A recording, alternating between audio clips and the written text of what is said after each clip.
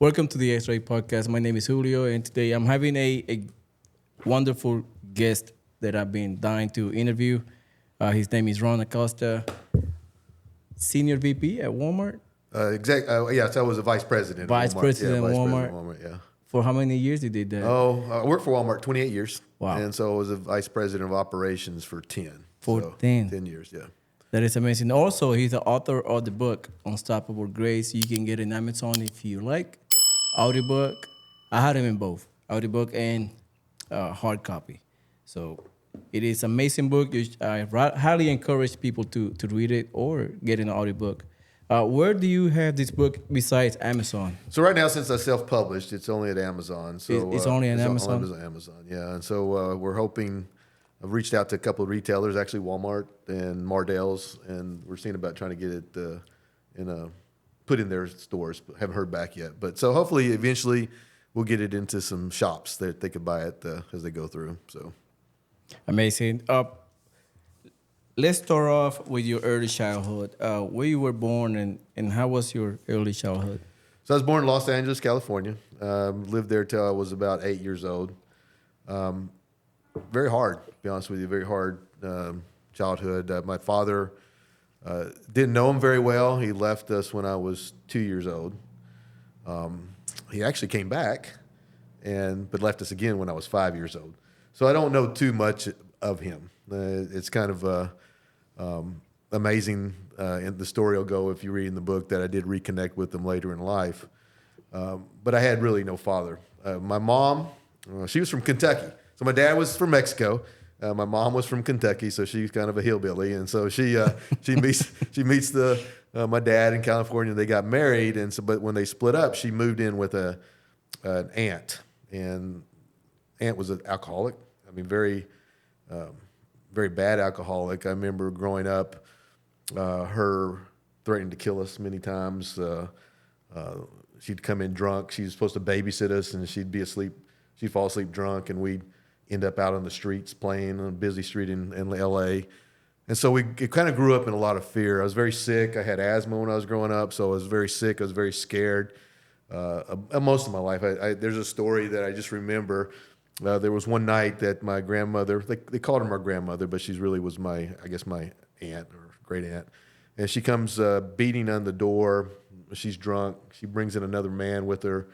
My mom has me push the dresser up against the door to stop her from getting into us. And she's saying, Ronnie, help me. And so then she tells me, she goes, go in the closet and hide. And so I remember going in the closet, and the only toy I remember having when I was growing up was a G.I. Joe action figure. And that was one of these little ones, but one of these big ones, the bigger ones. And I remember holding the G.I. Joe, praying that the G.I. Joe would help me, that would save us. The night went on, and we eventually had to get out of that situation. But so from 1 to 8, or childhood to 8, it was really tough, really scary, really life of sickness, illness, fear. And then my mom met a man, my stepdad, and we moved to North Carolina. So here I am, 8 years old. I didn't meet the guy, but maybe twice. And then we're moving to North Carolina, a town called Kannapolis, North Carolina. And so we packed up in the middle of the night, went to North Carolina, that's where I grew up. So I grew up in that town, and that life was it was different. I mean, he was very kind of, I don't think we'll call it backwoods, but it was really country type. But he taught me a lot. He gave me my first beer when I was 9 years old. So I started drinking very young. I was always scared to be around him. I mean, he was very racial. He was very racist. Talked about every kind of person, every different color, nationality. He had a slur for them, right? And so when I was growing up, I started wondering, well, what does he think about me? Because I knew I was Mexican. I knew, and I was living in a predominantly white town. But I was worried, what does he think about me? What would he do to me? And so that life was very scary time too. I watched him have multiple affairs with my mom, caught him multiple times as I was growing up, and so there was always a fear of him. I mean, I remember we moved into a house that there was the only heater was wasn't a coal, so it was a coal heater. That's how it warmed the house, and it made all these crazy noises. So here I am, a 9-year-old sleeping in a bed, and I would be afraid. I'd be scared. I'd be crying most of the time. And I remember one night he got so mad that he dragged me by my pajamas through the whole house, my feet barely touching the floor, and dragged me through the whole house to show me that there was nothing to be afraid of except him. And after that night, I never cried again. I was, I knew at that point that if I was going to make it, I was going to make it myself. I was not going to have anybody to care or protect me. And that's kind of how I grew up. I grew up with, I just felt that there was no protection. Now, I go back a little bit on that because I didn't meet God when I was very young, and my mom put me in a Christian school when I was very young, the first grade, and I didn't meet God there. And I started praying very young, and so I'd always pray, the Lord's Prayer, and I would pray this one prayer about, lay me down to sleep prayer, and I continued to pray that through I was growing up, and so I think I know God protected me through those years, and so that's kind of how I grew up. I left home when I was 16. My parents moved to Florida. And my stepdad was running from an affair. And so I told him I wasn't going to go with him. I said, I'm going to stay here and graduate in the high school that I started at. So I lived on my own from 16 till from then on. I mean, I didn't have parents after that point. So, a quick question: Do you had a role model that you can look up to in those troubling times? And that's a shame because I did not. And I said I didn't know what a man was supposed to be like. I didn't know how a husband was supposed to treat his wife. I didn't know how a man was supposed to treat his kids. So I really didn't have any kind of role models that were positive role models. And so there was some coaches in high school that kind of took me under their wings, but never really anybody else. Given the environment that you were in, how was your emotional state after you stopped crying at 9 years old? Your stepdad dragged you around. How was your emotional state after that day, between 9 years until 16 years old, and you decide I'm staying here? The biggest thing I just, like I told you, I mean, he would tell me that if I didn't quit crying, he would give me a reason to cry. And so it was to a point where I just become a little numb. At that age, I didn't trust anyone, especially him. I didn't really trust my mom because I felt my mom put us in that situation, and so I was very scared, always scared, but I wasn't ever going to let anybody see me cry. I was never let any emotions come out. It really became really numb. There was a kind of a feel in the house that you didn't tell other people the things that happened behind the doors. I mean, you just kept everything quiet. So everything seemed like to be a secret, as I grew up. So okay. Now, what was your relationship with your mom? It was kind of odd because when I was growing up, my mom used to call me her little man because my dad was gone, right? He abandoned us when I was 2. So I kind of took on the role of, I don't say the husband, but the man of the house, right? Right. And I remember always being focused on money spent. And I remember my mom tried to take me to go eat a Chinese dinner once when I was very young. And I told her, no, mom, that's going to be too expensive. We can't afford it. So I was always worried about her. I was always worried about her getting what she needed. And I mean, it was like I was the protector, right? And then I think that was a big challenge too, because when he come into the picture, I got pushed to the side. So as soon as we moved to North Carolina, I got pushed away and said, okay, now you have to be a child, right? And I didn't understand what that relationship was because I thought I was her little special man, right? And it turned the opposite. So Now, moving forward, after your parents left, what was your relationship with them once they left to Florida and you basically left alone Yeah. in South Carolina? There was hardly any. So I had moved in.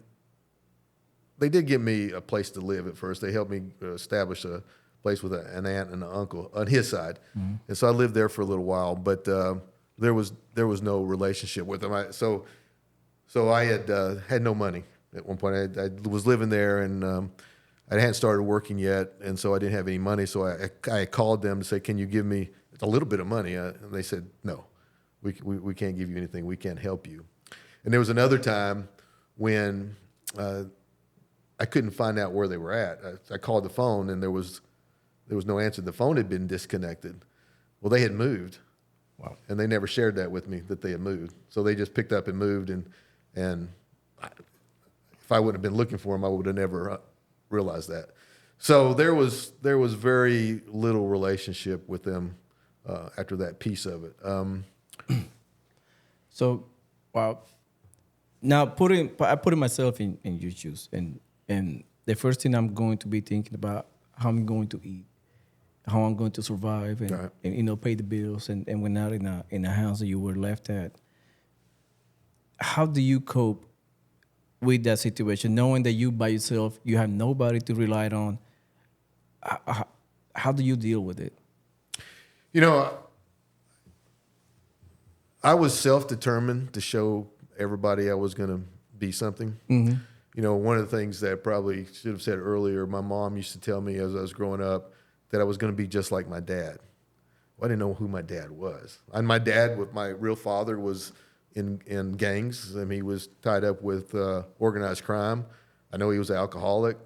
I know he was a philanderer. And I know he left us. But my mom would always tell me, she goes, "You're going to be just like him. You're going to be just like him." And so I grew up determined not to be like him. I grew up determined not to be like my stepdad. I was determined that I was going to show my mom that I was going to be somebody, you know, account for something in my life. And so when they left, I gave up a lot. I mean, I quit playing sports. I mean, I was always played football, I wrestled, played baseball, and I had to give it up. So I got out of class at about 1 o'clock every day and went to work and worked from 3 to 11 every day in Cannon Mills, which is a textile company that made towels and sheets.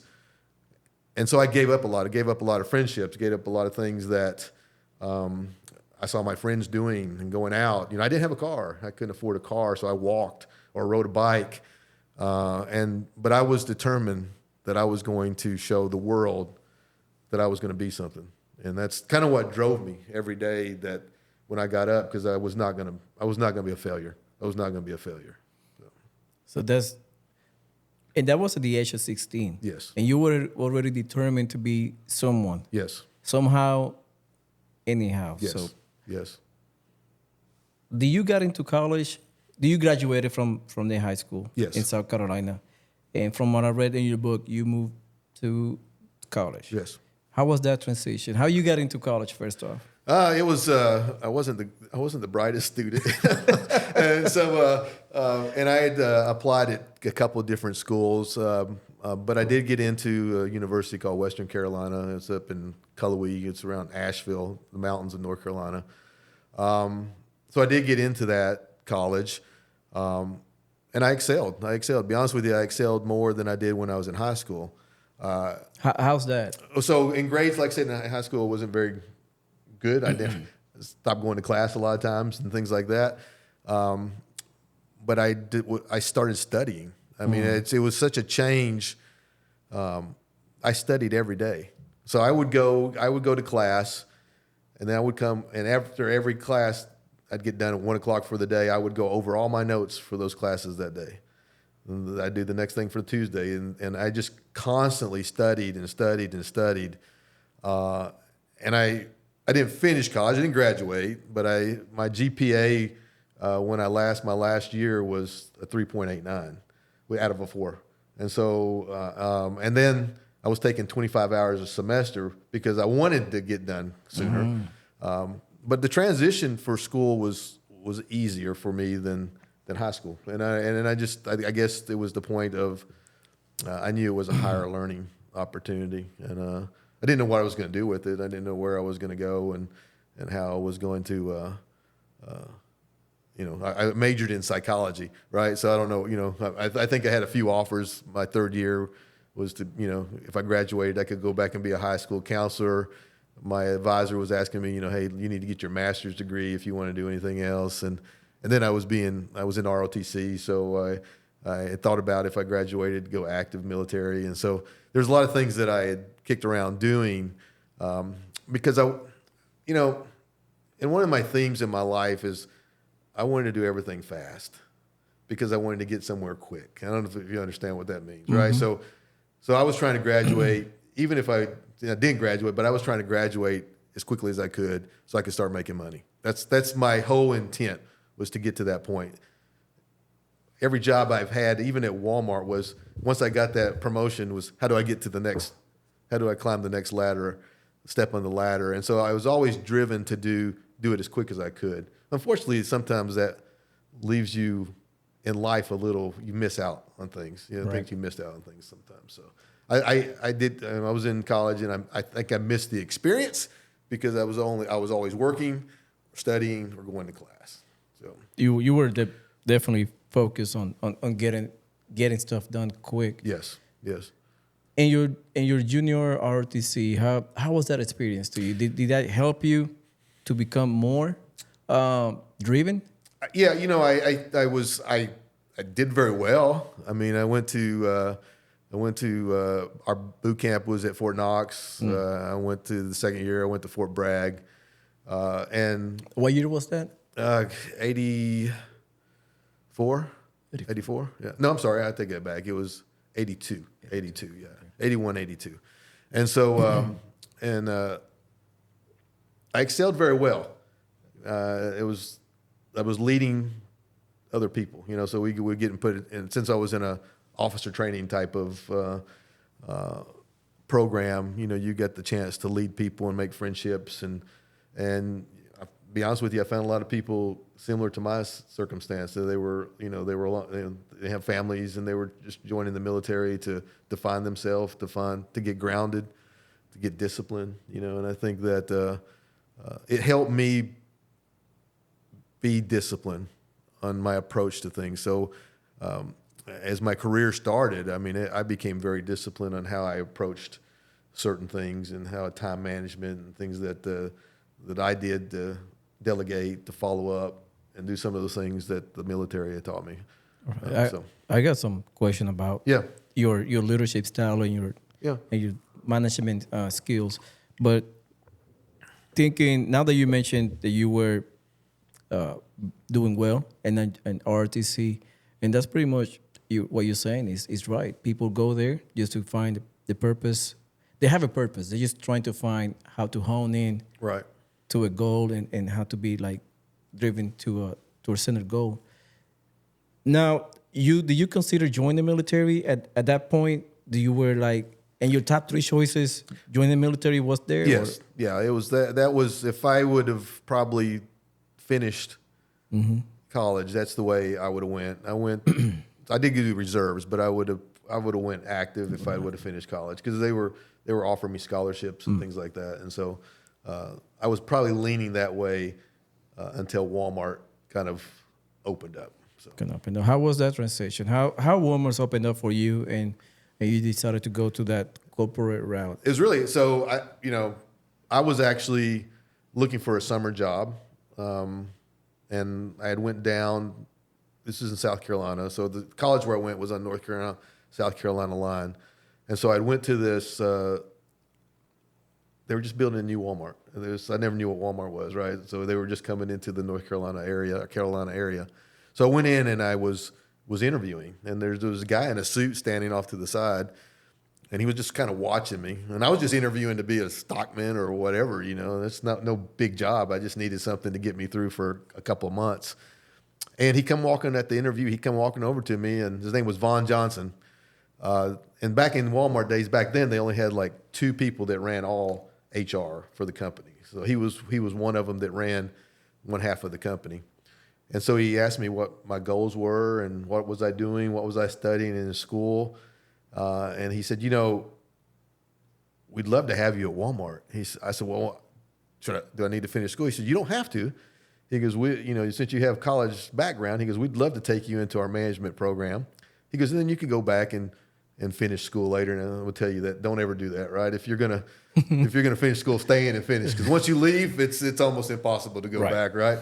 And so I started thinking about it, and it seemed like a good opportunity. And they told me that they would take me and put me in the growth area, which I thought growth area was North Carolina, right? Because they were just growing stores there. And I said, sure. So I made the decision to leave school and go work for them, and they sent me to Texas. So that's they sent me to a little town called Silsbee, Texas, and that's where I started my career with Walmart at. And so it was a great career. It was truly a great career. For how long did you stay on that management program? So it was 6 months as a trainee, and then I became an assistant manager. I was assistant manager for probably 2.5 years, maybe 3 years. And then I got my first store, and that was in Cuero, Texas, which is a little bit north of Victoria. So I ran stores for Walmart for probably another 5 years, and then I became a district manager. From a district manager, I became a regional, and then a regional vice president. And so that's kind of how that kind of transitioned up. And so, like I said, I was always thinking about the next step on the ladder. I never was comfortable. As soon as I got one, I wanted something else. Like when I ran the first store, it was a small store. It did about $12 million a year. So it wasn't a lot of volume for a Walmart. And, back then they didn't pay you anything. I was making like $15,000 a year. And that was back in 85. And so the whole goal was to get a bigger store, bigger volume, so you can make more money. And so that's kind of what I was driven to. I ran a total of about 5 stores for them before I transitioned to a district level. So. Take me to your day-to-day activities or tasks that you did in your first Walmart once you got out of the management program. Yeah, so the big piece of it is you're responsible for X amount of people, profitability of the store, conditions of the store, customer service of the store. And so my daily routine back then was, I really didn't understand what I was doing, right? But I would go in and I would spend a lot of time talking to people. That was where I felt the most positive results from, just talking to my team members. We called them associates. Talking to my associates, talking to customers, trying to get a better view of what I could help them with, achieve their goals. And that's kind of where was a strong point for me, was helping other people get to where they wanted to be. Kind of like, I wish somebody would have helped me. I wish somebody would have helped me hand up and help me get there. Nobody ever did, but I took the approach. That's what I wanted to do. I wanted to help others achieve their goals. And so my days would be, starting at, 6 a.m. and sometimes working till 10 o'clock. That's back then when the stores closed a little bit earlier. Some stores now are 24 hours. But so I was involved in profitability. I was involved in shrinkage, loss of product. I was involved in making sure with the shelves got stocked. Now, I had people working for me. I'm not saying that I did all these things. My role was to more make sure that people understood what they needed to do, make sure they were trained, they understood the why, the how, and then we execute it. And that was my daily basis. But I was constantly out with the team. I was never sitting in an office. I just think that was not the place for me, So you spend most of the time on the floor with the people. Yes. I was reading in your book that you have an interesting nickname. Well, that was later in life. Well, we're gonna get there. We're gonna get there because we have in the military we have some nicknames for for certain type of people. Yeah. So we're gonna get there. But since you start working in Walmart, that was roughly 1982, 83, yes. Then when you got out, $15,000 a year. That's a little money Yeah. for the amount of work that you did. Right.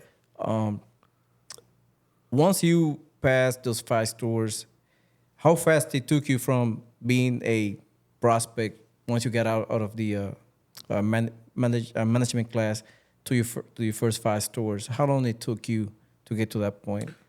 To the 5 stores or after the 5 stores? To the 5 stores. So where it was, 6 months as a trainee, but then I was in a store average about 1 year for every store.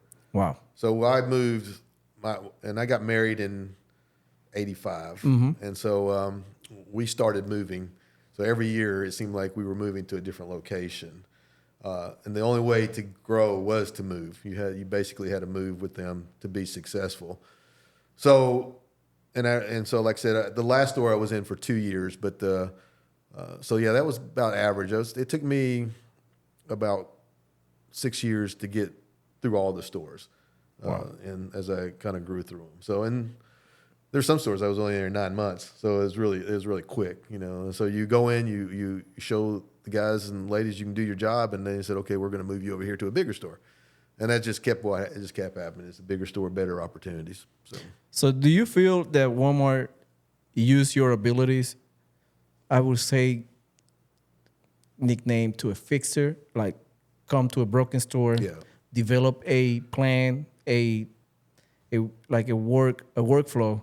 Once you fix everything you put people in place. Hey, go to the next door and next doors and fix it and replicate what you did in the store before. Yeah, I think that was very common for them, and they knew really early that I was able to fix things. And so even as an assistant manager, I got bounced from store to store because they would send me to a store that was having problems. So they say, Ron, we want you to go over here, Fix do it. this. Go over here, fix this. The problem is you don't build a lot of friendships and things like that because you're always moving really quick. Right. But yeah, there was every store that I ever worked in was a situation where they wanted me to go in and fix it and repair it, get it back on its feet. One of the last store I was at was probably the biggest challenge I ever had. That's why I was in there 2 years. It was such a big opportunity for the company. They were almost going to close it down. Wow. And they called me. It's kind of odd. They had already dangled the carrot in front of my face about being promoted to a district manager, right? They said, Ron, we want you as a district manager. Okay. So they call me. The vice president calls me, and he goes, hey, Ron, we got an opportunity for you. Are you ready? Yeah, I'm ready. I'm ready to go. He goes, we want you to go run this store. And I knew the reputation of the store. It had eaten people up. I mean, it just the managers couldn't stay because the people were bad and the conditions were bad. It was in a bad neighborhood. And they used to call it the international store of the company because there was all different international nations of team members that worked there, associates that worked there. So it was a real melting pot. And so I agreed to go, but it was a great experience. I mean, to give the people leadership, they all thrived. I mean, it's kind of interesting. Out of that store, probably 10 people that were hourlies in that store got promoted to be assistant managers and managers. Wow.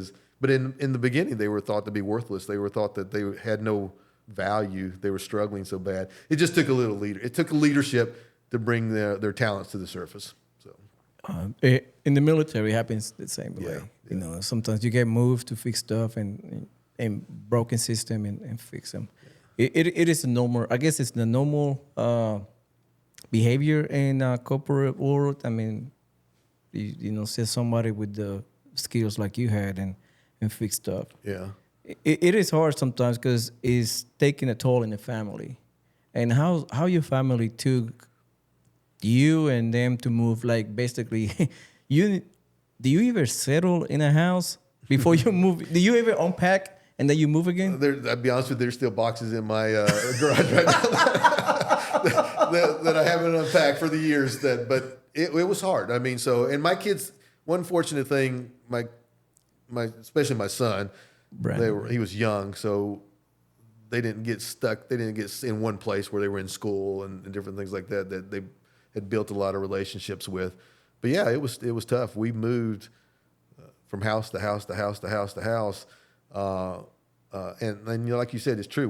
We never finished really unpacking before we had to move again. I'll give you an example. There's one store we were at, and actually we lived up back, and there was a river. Brazos River was right behind the house. It was a rental, and it was going to flood. I mean, we knew it was going to flood. The house had flooded before, so we packed up what little furniture we had anyway, right? And we put it in a U-Haul trailer, and we moved it up to the parking lot of the store because it was on higher ground. Well, and then my wife had went to see her parents, and so when we come back a week later, it flooded, but then I got moved right away.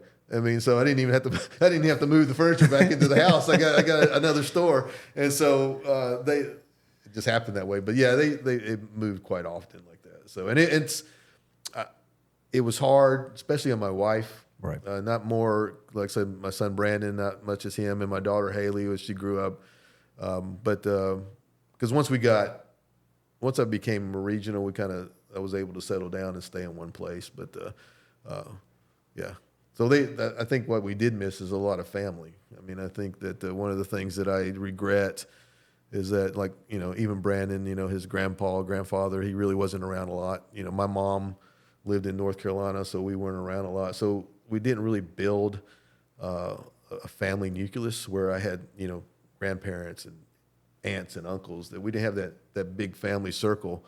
And that's what we're trying to do different now. I think that's one of the biggest things that I want in my life now, is to have the true relationships with my son, my daughter, and my granddaughters that probably they didn't have. They probably didn't have the opportunity to have. They probably didn't have the opportunity in a lot of cases to even have their father around as much as they should have. And so I'm really excited to see how they're growing their families, the way they do things now. A lot different from what I did. Maybe they learn from my mistakes, right? Maybe they learn from my mistakes. So. Yeah, sometimes it's up to us to break the cycle. Yeah, it's up to us to break the cycle. I agree. And it starts somebody somehow had to do the sacrifice and break the cycle. If not, we're gonna keep falling in the same pitfalls over and over. How was, now that you were working at Walmart like endless hours? From what I'm hearing, it's just like it's a lot. It's like kind of like in the military. You wake up at 4 o'clock, 5 o'clock in the morning, go to work, and come back 7 p.m. at night. Right. That was basically my work, and I was used to. You get used to it. Yeah. You get used to it. Yeah. I was getting used to it. Like at the beginning, I was like, oh, so many hours. But after a year or two, I was like, this is normal. Yeah. Coming back at home 5 o'clock, 7 o'clock at night, be like, 12 hours, 16 hours, it's nothing. Yeah. In your relationship with your wife was hard. What about your kids? Did they ever see you? Because they did homeschooling. They went to school. So they went to school, yeah. And so there was times when they were really young, because I got moved to, like, when Brandon was born and my daughter she was just not even 1 year old. I got moved to Pittsburgh, Pennsylvania, and so I was gone all the time. I mean, I was constantly at work, and so I would maybe see them, right before they went to bed at night, maybe.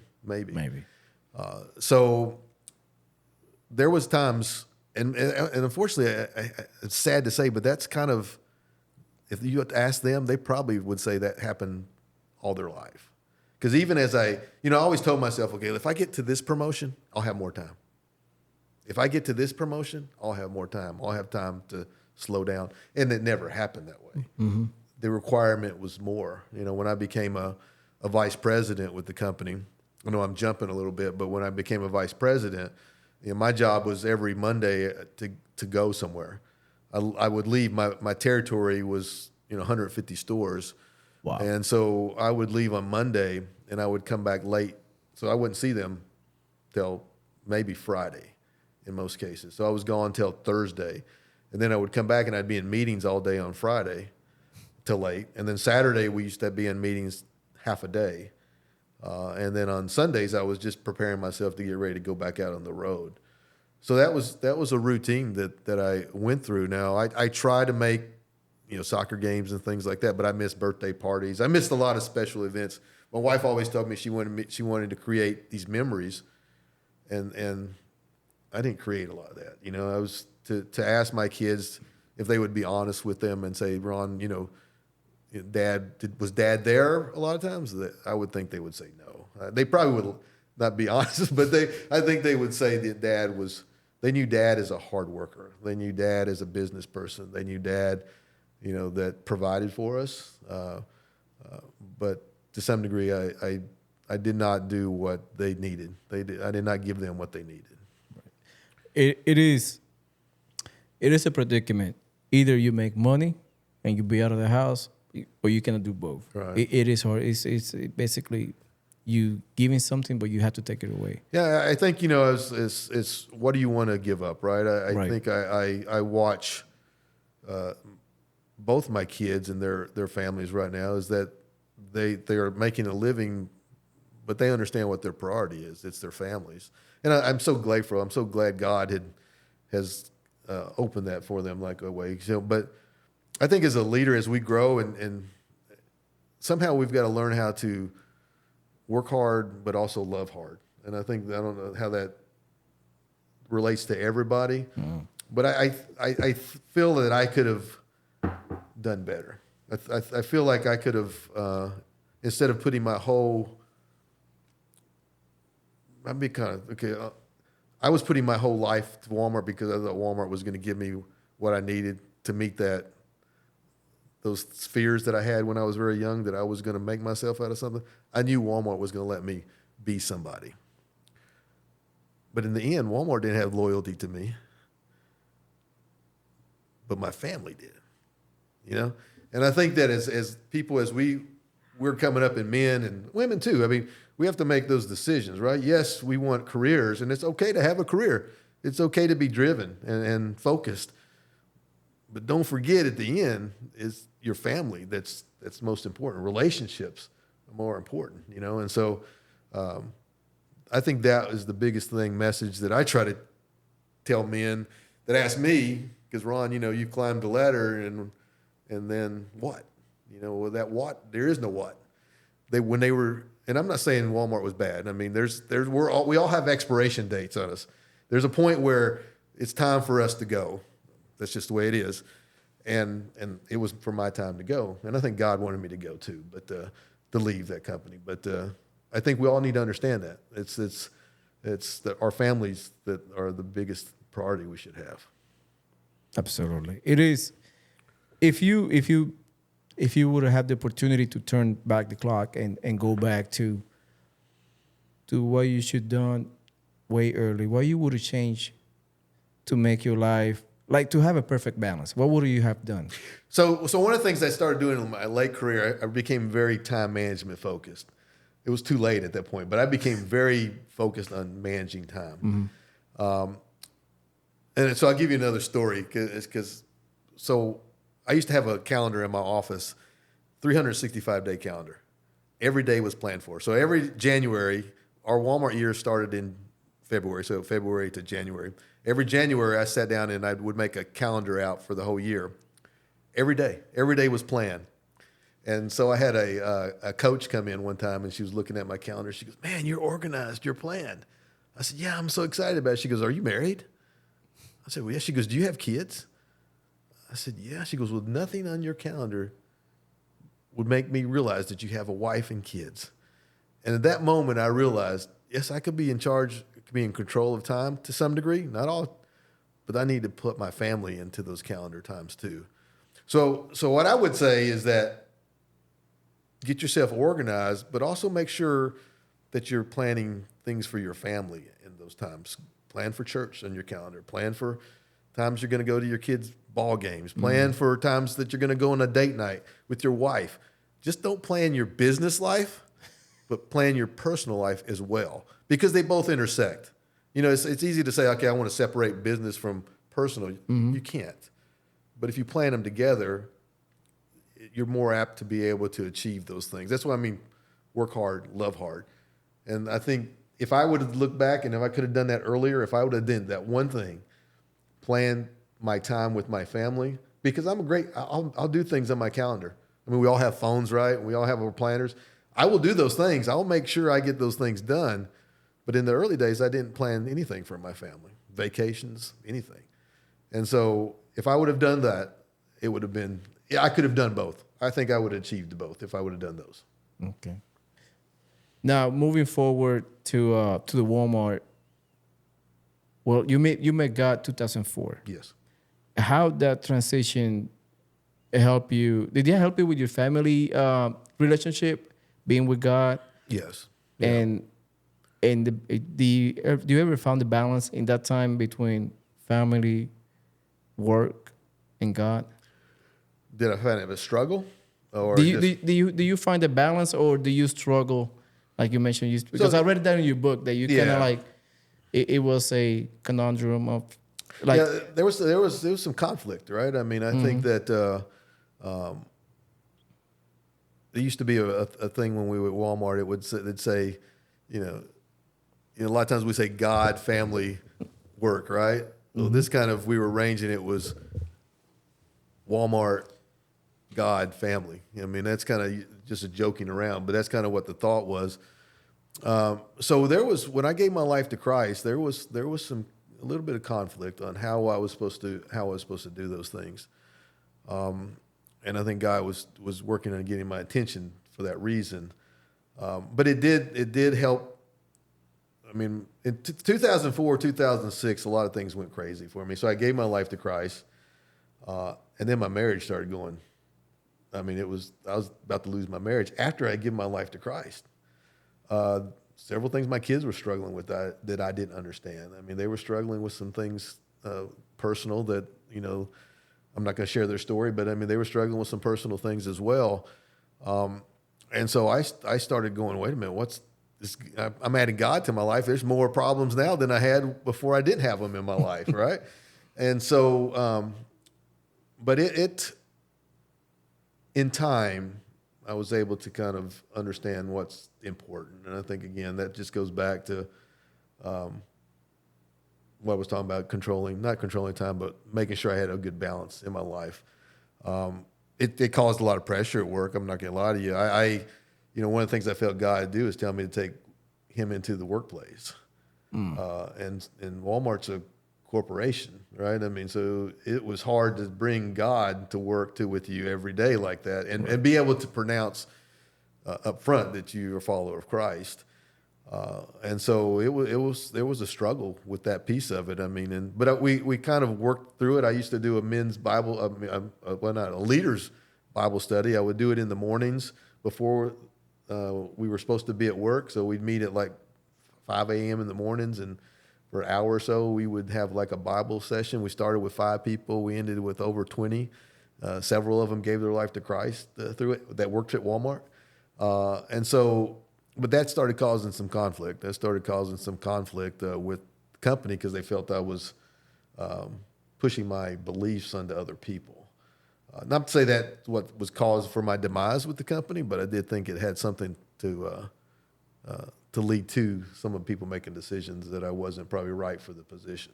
So I read that in your book, and it was kind of, for me, it was disturbing how people take that to a personal level and basically saying that being with God is bad. And I see you describing in your book a portion of what happened when you received that visit of the higher up in your office and basically question your belief and take you to take down a picture. Yeah. What went through your mind at that moment? So and what they're referring to is that I added a picture to my office. I had it blown up that my son and my daughter and I were all baptized together. Right. My supervisor came in and asked me to take the sign down because it was it could push my faith on other people. And so at that point, I was angry. I was very upset. I told him I wasn't going to do it. He told me yes, I was. So I mean, there was a head-to-head conflict with us. So that was I going to take that picture down or not?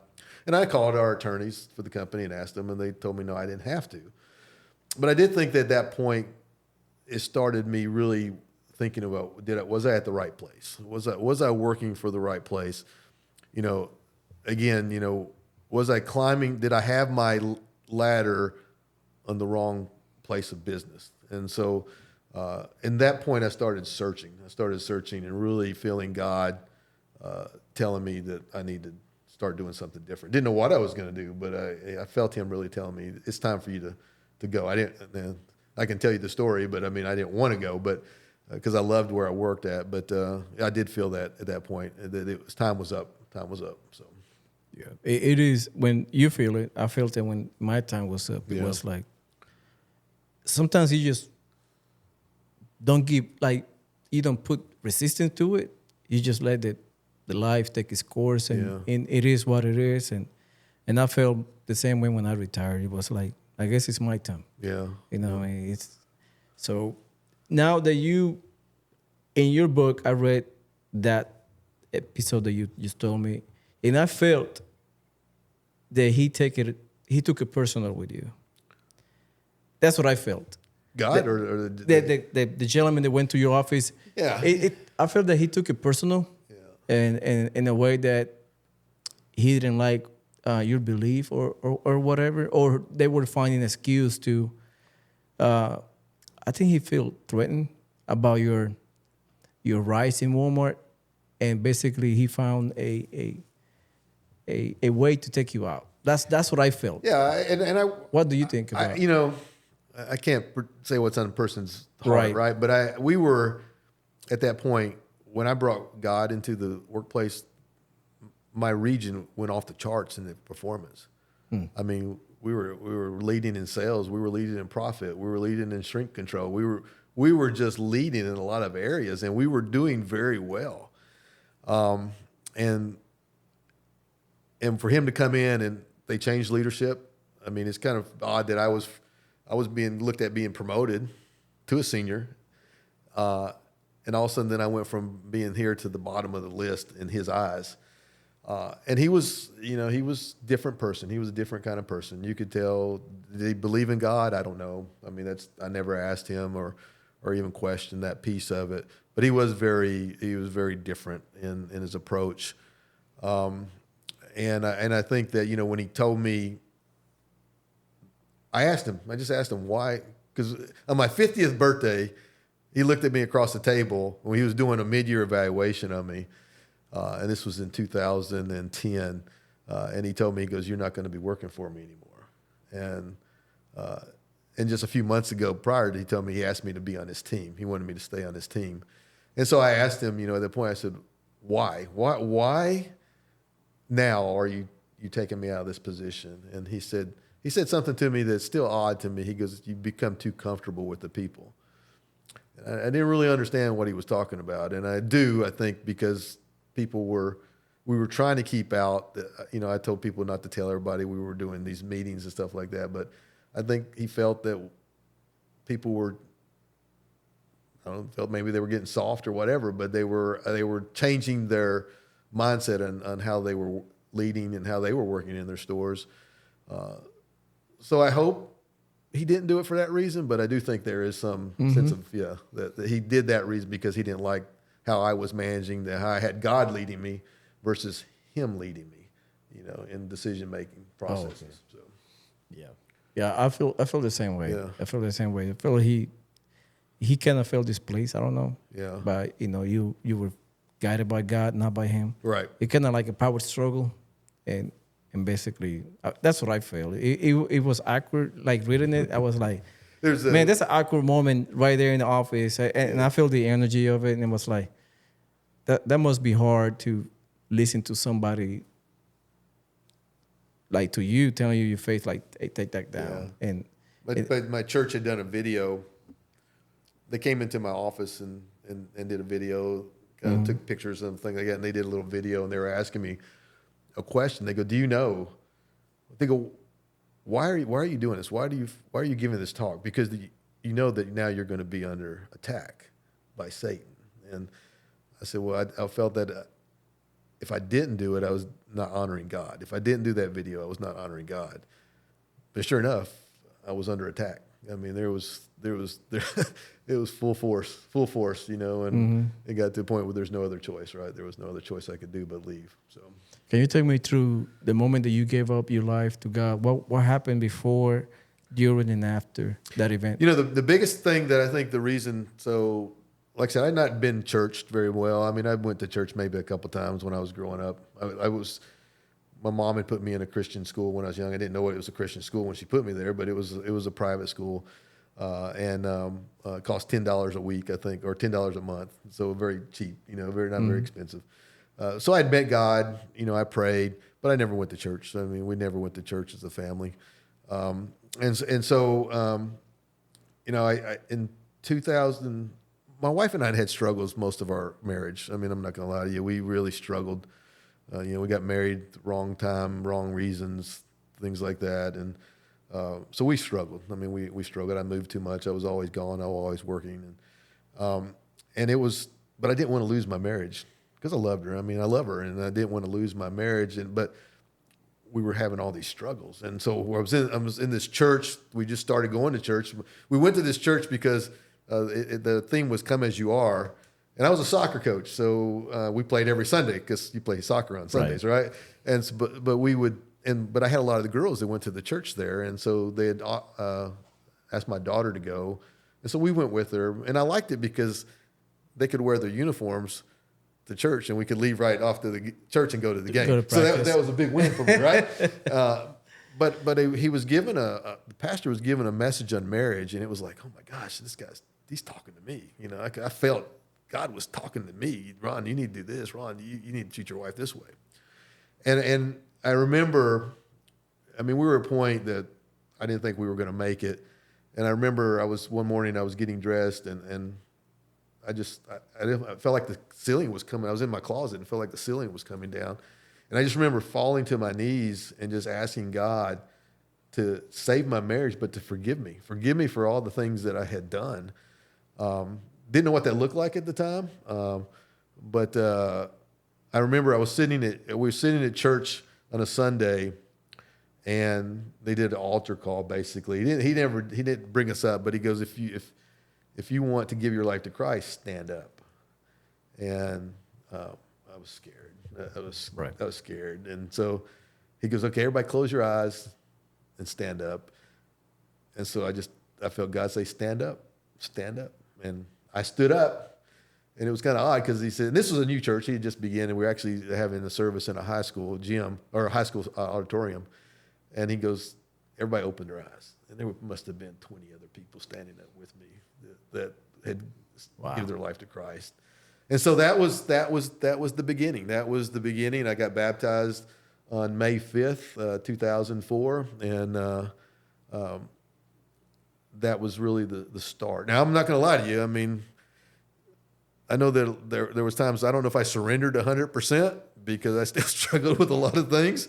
And so God is, if you read the book, it talks about going through this breaking process, that God had broke me. He goes, okay, I'm going to take this away from you. I'm going to take this away from you. I want you to do this. I want you to do this. And so it's been a process for me over the years. Do I still sin? Sure. I mean, I would lie to you if I'm not. And, but I recognize it, and I try to repent as quickly as possible.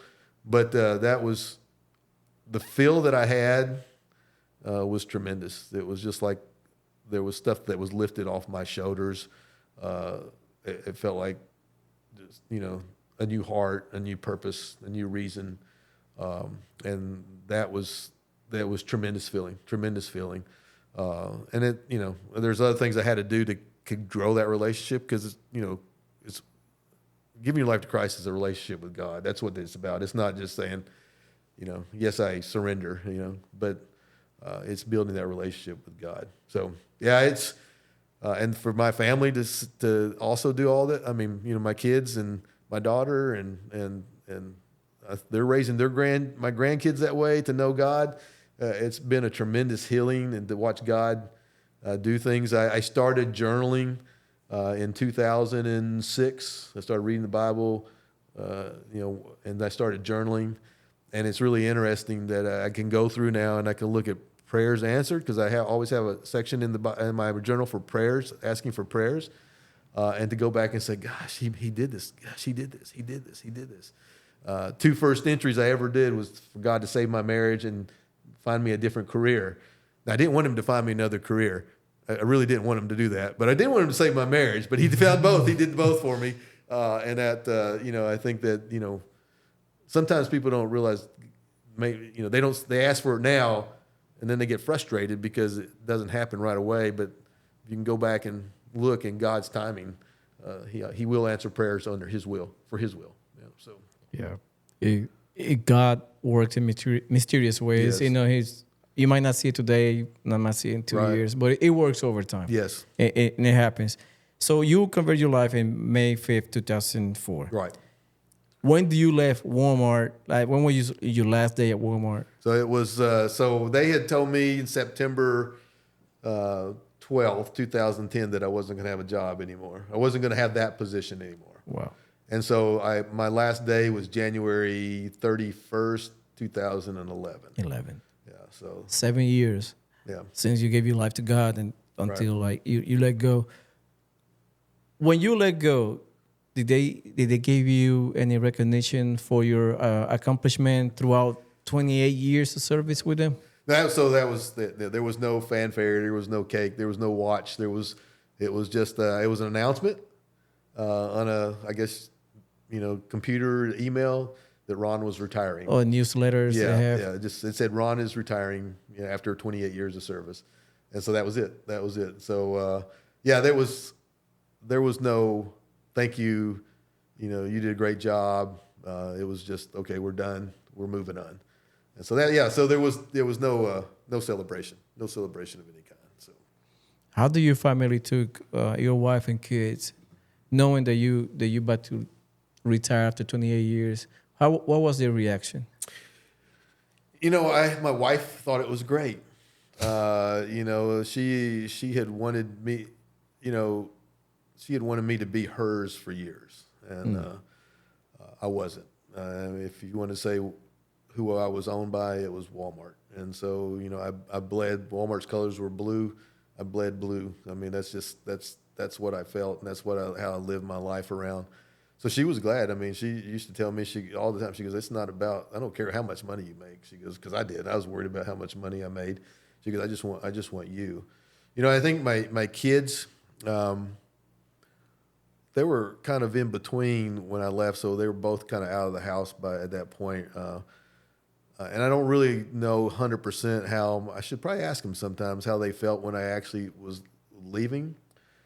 But I do feel that they were supportive of the situation. I think they had saw their dad go through a lot of pain and worry and fear.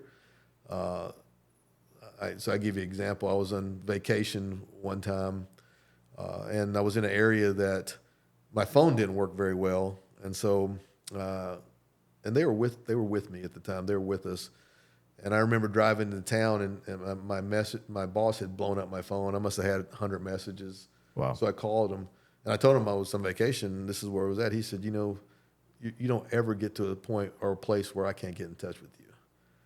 And I said, well, I'm on vacation. I don't care. You don't ever get somewhere where I can't call you and talk to you. And it blew the vacation, right? I mean, it just blew it up.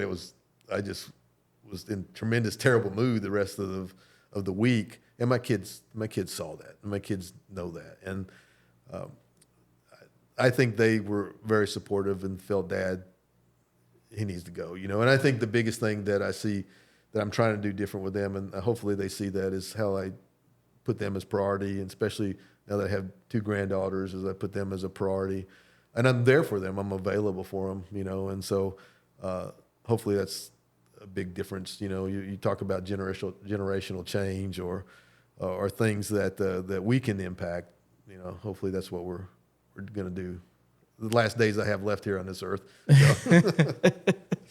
It is amazing that you kind of like, even though 28 years with Walmart was significant, but at the end it felt like you felt left to wander with no paddle in the back or anything. It's sad because I gave a lot, right. And I gave too much.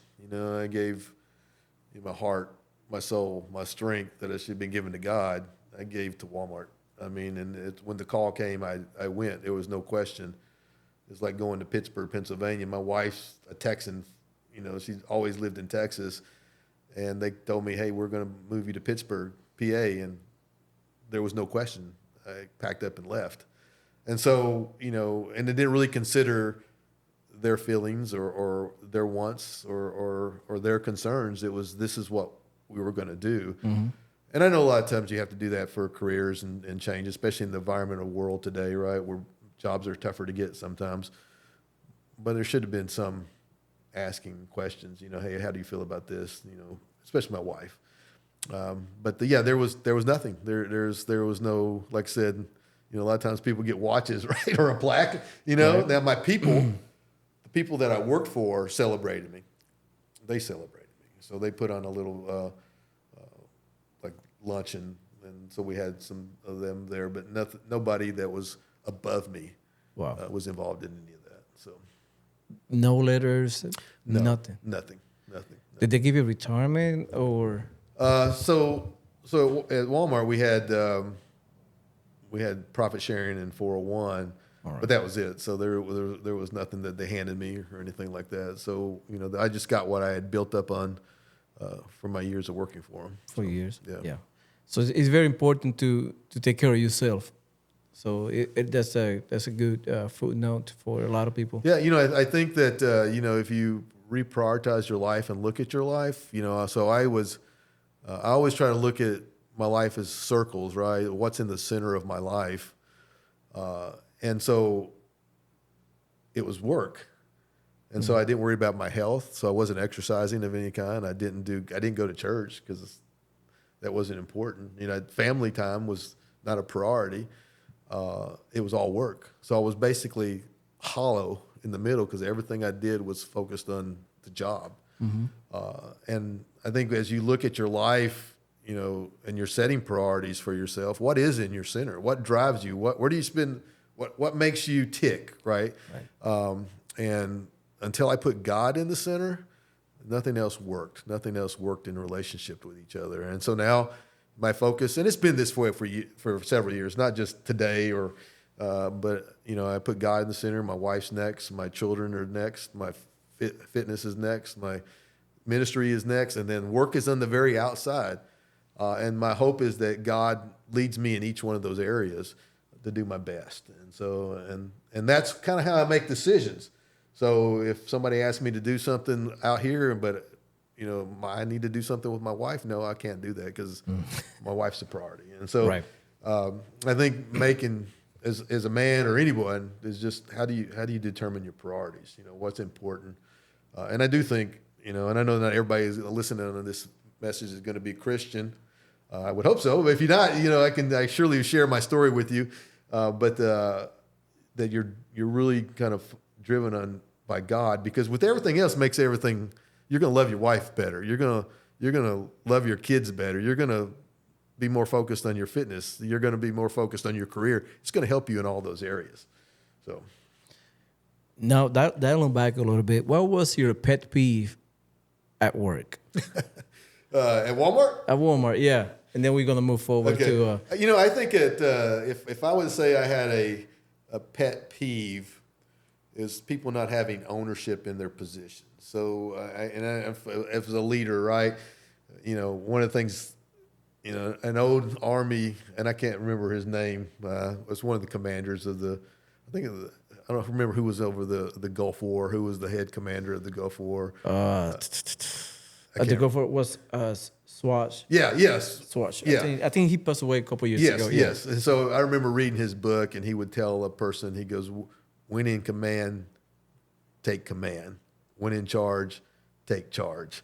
And I remember that because he came to one of our meetings at Walmart and he said that, and that was really what I wanted my people to do. The leaders that I had, the people that I led, they needed to own it.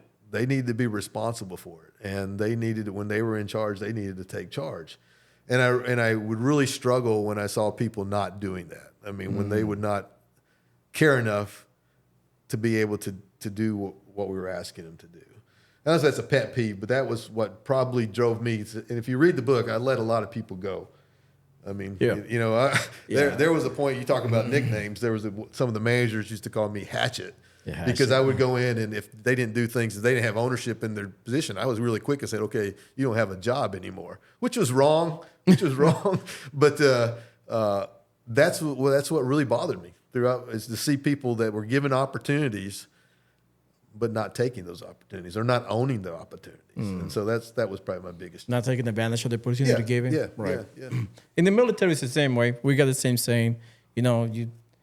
If you flunk it, whatever, you own it. Either whether you did good or bad, Yeah, you yeah. own your responsibility. Or like you say, your command. I mean, take ownership. That's a big thing. Yeah, I'd rather have somebody tell me, hey, listen, Ron, I messed up.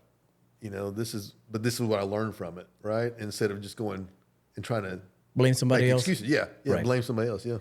And I think there's people. I think if you can create an environment where you don't let people fail, I think there's people that do that. But I think sometimes you have to fail to learn. If you every once in a while you fail, then you learn how to do things different or learn things how to do different next time. So I think I know there's opportunity that.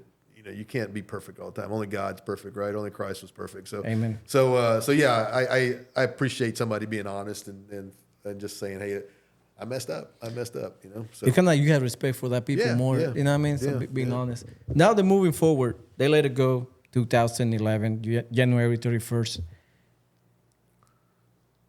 After that day, what Ron did well, I was wrong on February 1st, 2011. Ron was lost. Ron was lost. So I remember I had a meeting. So when they told me in September, they wanted me to work until 2011, but I couldn't tell anybody. Wow. There was nobody that worked for me except my assistant that knew I was not going to be their leader in January. So I remember the 31st, they all came to a meeting at my office. My direct reports, not all the managers, but my truly direct reports. I had 25 direct reports. And so I told them, shared with them what was going on. And I remember my wife come pick me up because I had a company car and I couldn't take the car because I was done, right? So I turned all my stuff in. And she come pick me up, and I remember just falling over in her lap crying because it was just like everything, all the last several months had just come rushing through me to the point of just climax to where I would just, man, I didn't know where I was going or what I was going to do. I had already started planning and working some things. I had some guys that wanted me to do some consulting work, but it was also still working basically for Walmart. They wanted me to help them get their merchandise into the store. So I was still going to have to work with Walmart if I went that route. My pastor at the time had given me a book called Eat More Chicken by Truett Cathy, which is Chick-fil-A. And I had never even heard of Chick-fil-A before. I didn't know what chicken sandwich was at that point, right? And so I read the book, and I had applied to be work for them. So I had applied on a Friday, and Sunday I got a denial letter that they weren't interested in me. So here I was. I didn't know what I was going to do, right? I didn't know where I was going to work. So I started interviewing other places, some other companies, and every place I went, I got turned down. It was like the door was being shut. And all the while, I guess God was working on Chick-fil-A because he didn't want me to give up on that thought process. But I applied probably, I bet you, 20 jobs. Wow. And actually, you're wearing a hat, Tractor Supply. Tractor Supply. I actually interviewed with Tractor Supply in Tennessee and didn't get the job. So I interviewed with them 3 or 4 times and didn't get the job. But I think God wanted me to wait. God wanted me to wait for Chick-fil-A to come around. And about the end of that year, 2011, I got a call from them, and they started I went through an interview process, went through 5 interviews with them. And in 2012, I was awarded a franchise here in Houston. So there was a lot of unrest. My focus was I needed a job. I needed to provide for my family. And so I was so driven on trying to go to work that I needed to slow down a little bit. My wife kept telling me, slow down, rest, just rest, recover. And I didn't. I wouldn't. And so it made myself really frustrated. Really felt lost. Really felt depressed because I didn't think I was a man because I was not working at the time. And so there was a lot of struggle through that period of time. But then, like I said, now I've got a Chick-fil-A restaurant. Been there going on 13 years, and it's been a great opportunity for me. So. Is that Chick-fil-A outdoing other Chick-fil-A in the area? Well, it's doing very well. They all do well, right? I mean, so Right, they all do well. But it's a very good one. It's a very good restaurant. It does a very good volume, and it's provided me more than I had when I worked at Walmart. I mean, just the amount of time work and the salary that it's given me. If you just look at the hours, it's given me more than what I would have done working at Walmart. Because I was working at Walmart over 100 hours easily a week. Wow. Yeah, and so it's been truly a blessing. Truly a blessing. How many hours do you work at Chick-fil-A So about now? 30. So I usually go in at 8:30, get off 3 o'clock, 4 o'clock, and so I'll work maybe one night a week, just to be with around the team members. But it's about 30 hours a week, so a lot less than what I was working at Walmart. Does Chick-fil-A require you to be there 10 hours? They do expect you to work 70% of your time needs to be in the restaurant. So you have to be hands-on. It does require that you're hands-on. You can't just say you're the owner and not ever show up. Yeah. Mm-hmm. So there is a requirement on our contract that we have to be there. So. Well, what's your family reaction when you tell them, "Hey, we got awarded a franchise"? I think just excitement, right? I mean, it's the last interview they interviewed my wife to make sure she was on board, right? And so they flew us all to Atlanta, and they interviewed her, and she was scared. She was scared. I might if I blow it, well, I'll mess it up for you. and she did well. She's great, and she's been a business owner for 25, 30 years. She ran her own business, but she was excited about it. Actually, my son Brandon actually worked for me for a little while after he got out of the Marines. He came and worked for me, which was great to have my son working for me. And my daughter works for me now. She does marketing for me. So they all understood it was a great environment. I mean, this is the only place that I ever, and I'm sure there's other places, but the only place that I could take God to work with me at. And that's what really attracted me to the business. At Walmart, it's secular, right? It's you want to be everything to everybody. I get that piece, but this was the only place I had heard that you could take God to work with you, and we do. I take God to work with me every day, and it's truly, like I said, a blessing to be surrounded with people like-minded that and not being open on Sunday, so I can go to church, and things like that. And so it's my family is very excited. They're very excited. We actually did a book signing last night at the restaurant. Right. And my daughter was there to help support it. But there was all kind of people coming in, thanking me and reading the book and buying the book. And I don't know if I could have done that anywhere else. I don't know if somebody would else let me done that to put my book in. Let's say maybe Walmart selling it on the side counters, but to go in and let me as a vice president go into a store and do a book signing, I don't think that would have happened, especially a book that centers around Christianity, right? So yeah. It is a win. I think it's a win-win. Yeah, I mean, you take it, you work less hours, you take God to you with you, and I think God is everywhere, but whether they like him or not, he's there. Yeah, and excited to see these kids grow. I mean, one of the biggest things, in Walmart, I worked with guys and ladies making, six figures. But to work with some of these young, impressionable minds, it's been great. We've got, and they leave you a lot, right? But I mean, I've got people that are now in med school. One lady, she's just leaving to become a veterinarian. I mean, there's people that left us to go into the military. They've come back and they see us. So we got kids now that used to play in our play area that work for us now. Wow. And so it's great to be in that kind of environment with people you can leave an impression on. And I always tell them, if they ever want to ask me about how I come to know Christ and they don't know, I give them the door I'm not going to force my beliefs on them, but I always give them the door if they would like to ask questions. If they would like to ask questions. So. I got one question that I've been asking you since last night, and my question is the following: if you can go back in time, run right now today, go back in time, 20 years from now, let's say 2008. What the Ron from today will turn the Ron from 2008? What is the best advice you could give him in the middle of your career with Walmart? What would you tell him? I besides I'd already given my life to Christ by then, but to make my family a priority. I think, so I don't know if I've ever sit down and we do now, but break bread with my own family. To sit down with them every evening and eat dinner. Never did that when they were, and I think if looking at it as a personal, that would have been the advice I would have given myself. As business wise,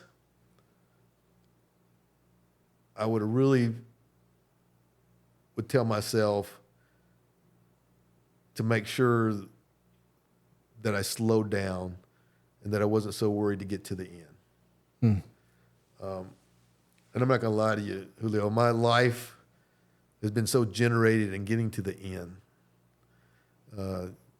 getting out of high school, getting out of college, getting to the next position at Walmart. But now even thinking about retiring, I was so worried about getting to the end. I've missed, I think, so much because, I'm 63 years old. I don't know how much longer I have on this earth, but what have I missed? What have I missed? And I think that if I was to tell myself that in 2008 was to be slow down, eliminate hurry. And if you read the book, there's a quote in there that says, be ruthlessly about eliminate hurry in your life. What does that mean? What does that mean? And I think to me, that's slowing down, still working, still performing, but being able to care for the people that are around you, and just slowing down. I mean, that was the story, how this book almost started, was God had given me a word about slowing down. And and then I went to a religious retreat, and he forced me to slow down. I mean, and I think that's what I would tell myself. That's what I would tell myself. Slow down. That's a good advice. I heard that from other people. They would like to do the same thing. Slow down and enjoy the scenery. Yeah. Because you miss a lot. You feel like you are a racehorse. Yeah. They put the little blinders on the side and they just run into the finish line. Run to the and you miss everything around you. Right. And that's a good advice for entrepreneurs or even a regular family man. Yeah. To slow down and enjoy the family. Now, you work at Chick-fil-A right now. Are you planning to retire from Chick-fil-A? I don't know. I think the opportunity's there with that I could probably work till the end, right? I don't know if I want to do that. Mm-hmm. I love what I do. I mean, I like I said, it's given me the time to be. Don't have to be there all the time. But I do think that there could be a time when I decide that I'm going to retire. I think the challenge is, what would I retire to? I think that all the people out here listening to this, it's, you can't just, I don't think people like you and I that are focused and driven to perform and do things like that, you just can't stop. I've known a couple of guys that have retired and they struggle. I mean, there's only so many golf days you can go play golf, right? Or go fish. But so I think what is significant for your life when you retire that you're going to continue to do, and I think that's something that that I've been looking at, and when I do say, okay, I'm done working, then what's next, and not to overwhelm myself with, busyness, but remembering the idea of being slow, but what is next? One of the things that writing the book was a piece of my thought process. Okay, if I quit or leave Chick-fil-A, how can I continue to write? There's several other books I want to write, and if you go to my website, ronacosta.com, there's opportunities where my wife and I do marriage ministry. I'm available for consulting on young business people, transforming their business careers and being able to mentor and do some things like that I feel passionate about. That could be next. And so I think the advice I would give if you're getting towards retirement or thinking about it is what is the next thing? Not the busyness, but what is next? What is next for you? That's good advice. I mean, I felt the same way when I got out, 2017. I felt in a void and without purpose. Yeah. Yes. 100%. And in being working 16 hours a day to basically, like you did, I retired March 31st, 2017. And that day for me was a game changer because I remember, they handed me my papers and my discharge papers. Yeah. And I looked at them and there were no fanfare, nothing. They were just like, go to an office. They say, hey, thank you for your service. They give me a little flag, a little certificate, my papers, and I look at my papers and they say, honorably discharged. And I drove off post and I look at my rear window and I see the gate behind me. And I look forward and I was like, tomorrow I'm a free man, but right. What I'm going to do next, and I dwell on the void of what I'm going to do next. And a lot of stuff came to my mind until I found a time to slow down like you did. Right. And I kind of enjoy my family a bit more. And my wife told me, like, just take it easy.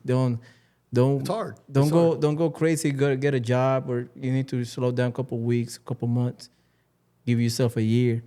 And now I found this purpose, podcast and stuff like that. I feel somewhat slow down, but be productive. Yeah, I think you're looking for significance, right? I mean, you're looking for something that you're showing value, and you're giving value to others. And I think that you're still doing something, right? But it's for you, and it's to honor. I think that's what I'm looking for is, how do I honor God with the last part of my life? There's a book, it's called Finishing Strong, and I want to finish strong. And I think I don't want to just end, right? I have a friend. He passed away, but he worked. He never stopped. And he passed away working. And there was a little thing that I did several years ago is to write your own obituary.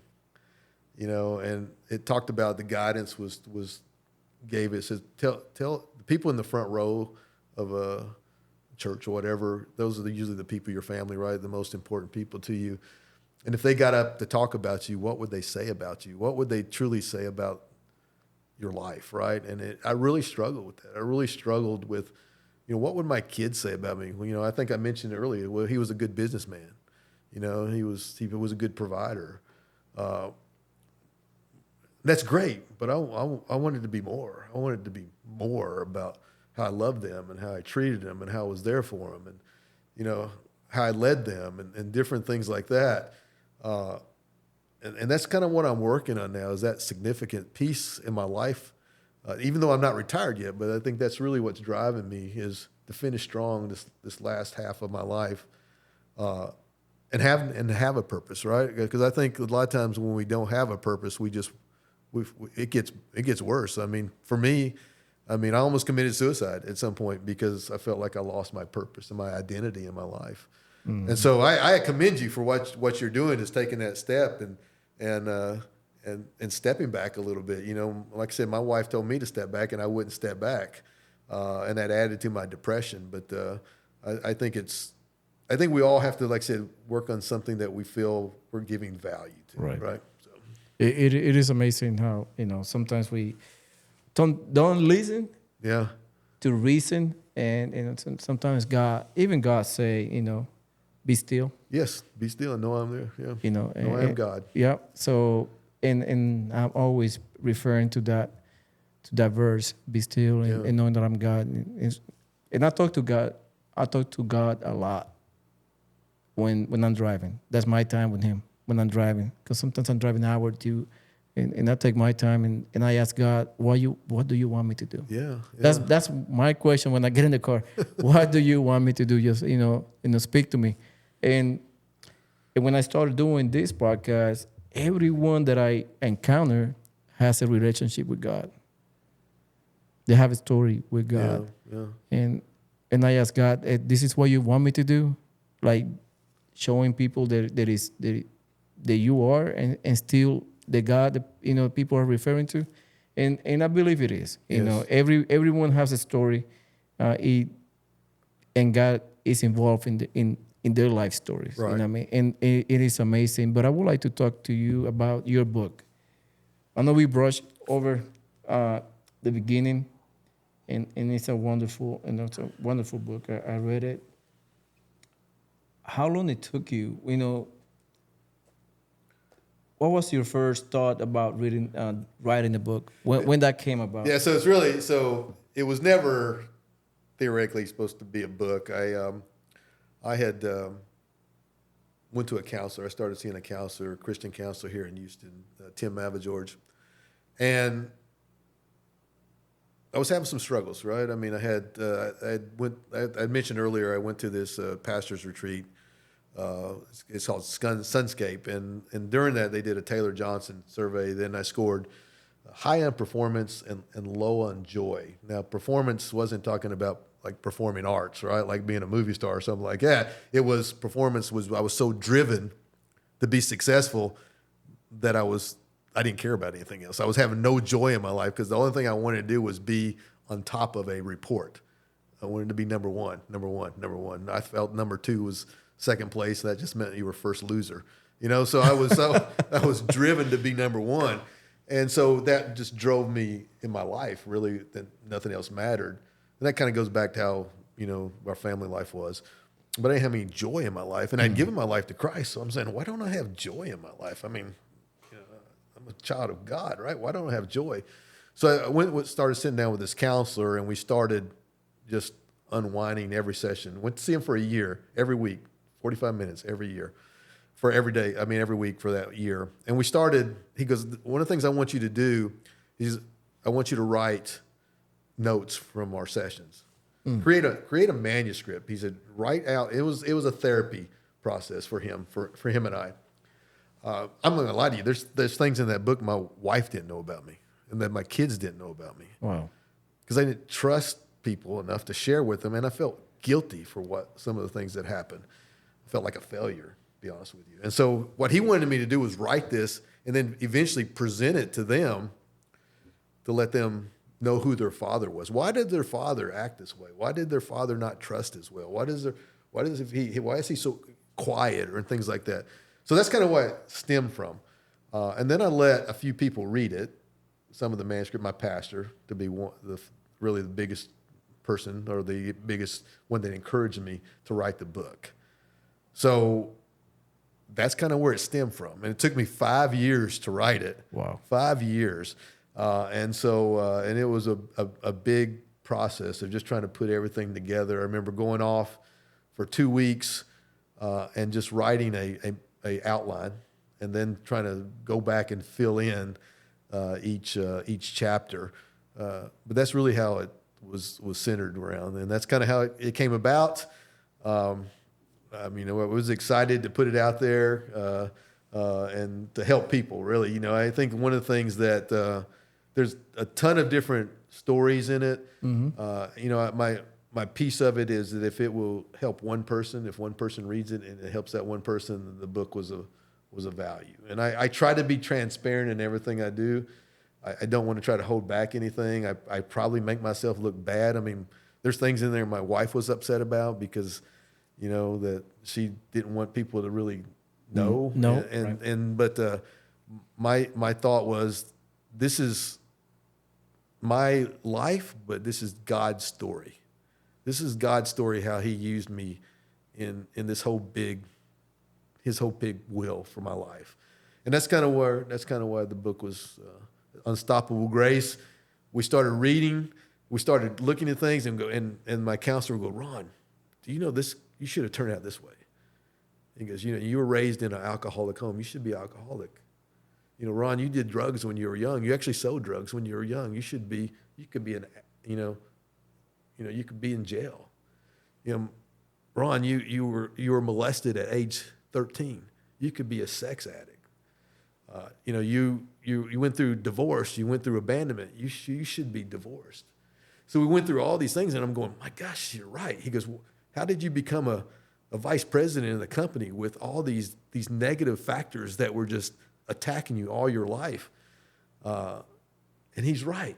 He's right. There's only one way that my marriage could have been saved, that my children are living a Christ-filled life now, that I could have been working at Chick-fil-A now, is that God had his hand on all of these pieces of my life. And I didn't realize it too much until I put it on pieces of paper, until I wrote it down. I highly encourage everyone to read this book. It basically denotes his life from the beginning till now, and it's a well-written book. Thank you. Thank you. I love it. I love the book. It just, you feel. I'm not a good reader because I hate to read. This is the first book, honestly, Ron. This is the first book that I read since 2011. Wow, thank you. So I took it upon myself, and I told my wife, I'm going to start reading again. Because, knowledge is power. Yes, sir. As you know, knowledge is power. So I'm going.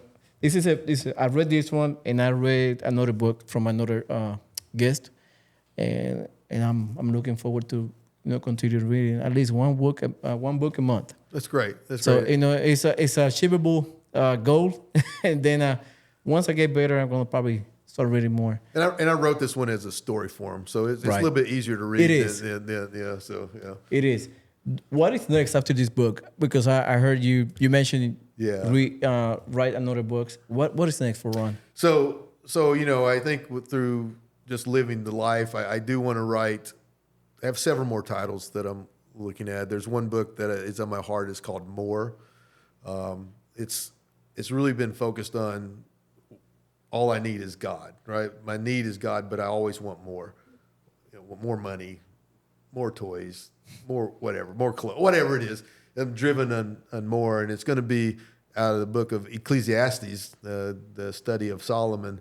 But it's going to be kind of based on that. I think we're all driven in the world. A lot of us, we want the world, and we really just need God, right? And so that's one. The second one's going to be marriage. Another one's going to be marriage, since I did struggle with marriage so much. And Becky and I have really, we've been married 39 years. Wow. In this past May, 40 years next year. We went through some hard times. There was pieces of it that we didn't feel the marriage was going to make it.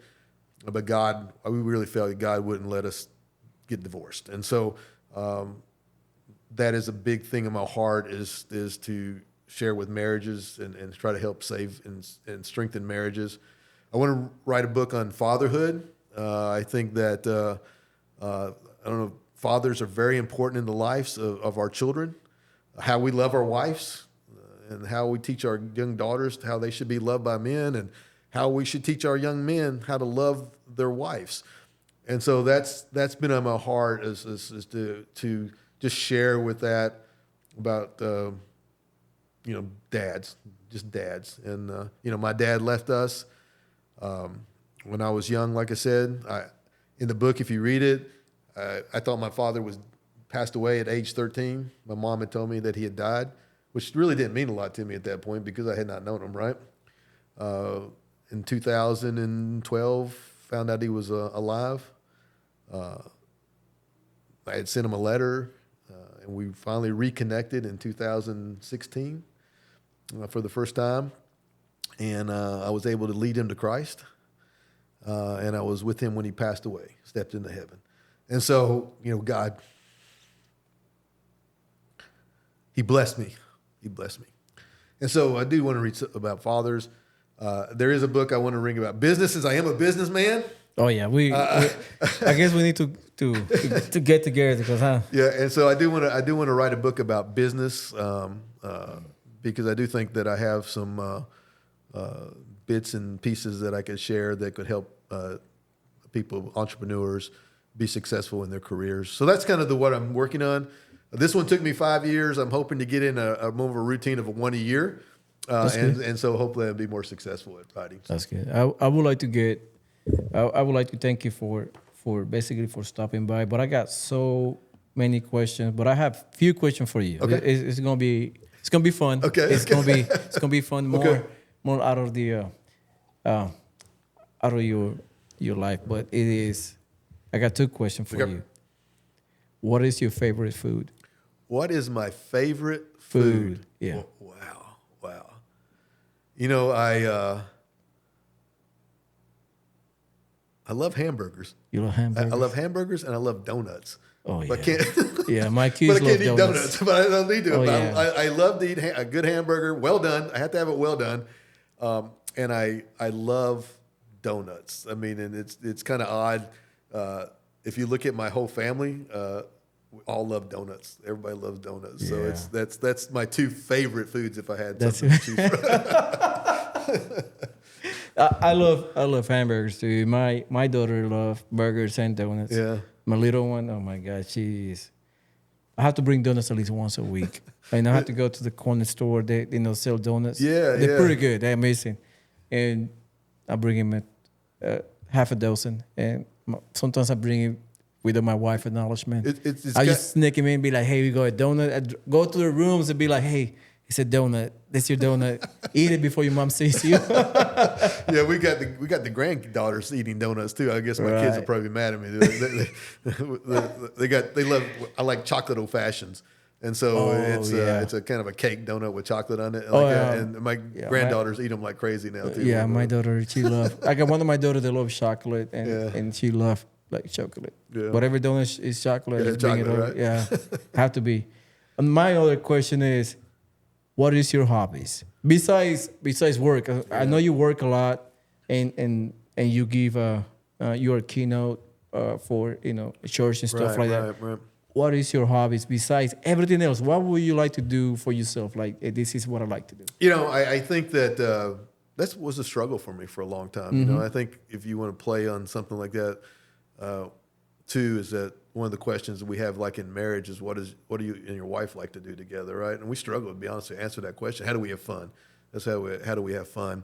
But when I'm haven't done a lot of it because I've had some injuries, but I love working out. I love working out. I usually work out 6 days a week. You know, sometimes again, I'm an overachiever, so I'd be 2 hours in the gym a day, right? And so I enjoy that. I love sports. I love to fish. I just started hunting a few years back. Started deer hunting, and so we should go hunting. Yeah, We should go hunting. Yeah. I like to fish and hunt, so we should. Yeah, I'd love to do that. We just like I said, I just bought a bow, the bow hunt last year. Yeah. I've never used it, but I've got one. I've got one. I got a crossbow. We just be sitting there. But I told that to my last guest. We were laughing about it, and he's like, "Man, it's been there for about a year and a half." I mean, I got it. It's I practiced with it once, and that's it. Yeah. And so, Me too. But I think I finally got on. I've never been on a hunting lease. I got one on this year. You okay? And so hopefully this November we'll spend a little bit more time out there. That's amazing. Yeah, it's fun. I enjoy it. It is fun. It is one way to reconnect. Also, me when I go hunt, it's just nature. Yeah, It's being around nature. Sometimes be yourself in nature and see God's work around you. Yeah, I agree. It is amazing. I agree. Being just in quiet, Right. You know, and you talk about slowing down, right? You slow down if you're sitting in a deer stand for several hours, or if you're sitting in a boat and you're not catching anything, but you're just sitting there and you're with God, you know, with your God. I think that, you know, you kind of went back and we're just asking. That's kind of what I wish I would have done with my kids too, a little bit more. I mean, is to take them out fishing and hunting and things like that, to be with them, because I think it's a very sacred time that you can spend together with each other. Yeah, so. All right. Well, Ron, I really appreciate it. Thank you. I know I got more questions, but I know I will not give away everything in the book. So if you, for those, my audience, before we depart, get this book, Amazon. I will link I will leave the link down below in the description so you can get it. It's a day or two read. It's pretty good. Yeah. So, Ron, thank you. Thank you, sir. Thank where you. where we can find you? I know you mentioned ronacosta.com. That's one of your Yeah, websites. so I'm on LinkedIn and I'm also on Instagram. You also on Instagram. Yeah, so you can find me in those two spots. RonAcosta.com is my author's website. It also, you can sign Do up. they have an email link? I think so. Yeah, I think so. But you can sign up for a monthly newsletter. I send out a monthly newsletter as well as that. So, I would. I appreciate your time. This is my first podcast. So thank you. So this is my first one, and it's been a great experience. And if anybody, even on that website, if anybody has any questions, that I'll answer the questions. They can just send it to me, and I can answer any questions that they might have. But it's truly a blessing. I'm not trying to sell books. I mean, that's never what my intent was. But my intent was to get my ideas or my thoughts out into the world for other people to see and other people to hear and other people to read and go, there's hope. One of the things I never wanted to be a victim of my circumstance. So please don't, and I hope nobody gets that just because I had a bad life or challenges that's a victim. But it made me a person, right? Even the bad created me to be a certain person. So for good and maybe some bad. But I think there is hope. I think there's a phrase that I love that has come custom to me is that all things are possible with God. Nothing is impossible, and so when you have God in your life, and that's my hope. That's my hope that people read this book and they go, yes, things are possible with God. I got one more thing before we depart. Can you give an advice for a young person starting their own business? What would be your best advice for them? It really would depend on what their business is. I would tell them first to understand what it's going to cost them. I think that a lot of people jump into a business without understanding the cost of the business, of what different things are going to, fees or whatever it may be, whatever business was good. And then I would tell them to surround them with better people than themselves. I would say find those individuals that can do a job, and don't be intimidated by it.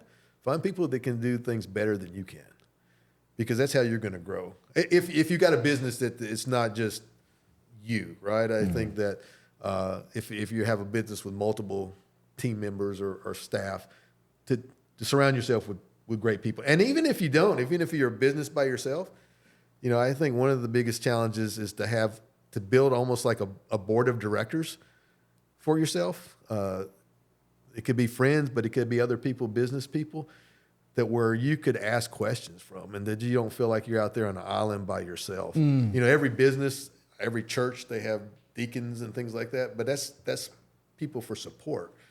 So, I've always had, even Chick-fil-A, I have like 5 guys that don't work for Chick-fil-A, but they're they help me. I mean, we meet and we have coffee and we talk about, hey, what do you see here? How do you help? How do you staff?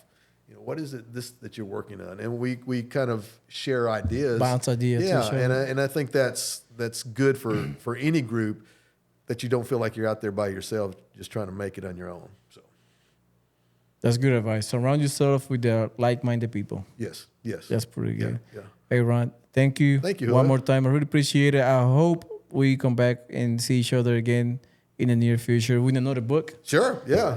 Hopefully it'll be sooner than later. So. Hopefully be soon. Yeah. And for those who are watching, I really appreciate it. Thank you so much. Don't forget to subscribe. You can find him at ronacosta.com. He subscribed to his newsletter, and also if you have an email him for any consulting, if you like to have a consulting for any business. And on to the next one. I really appreciate it. Thank you. Goodbye, and God bless you. Bye-bye.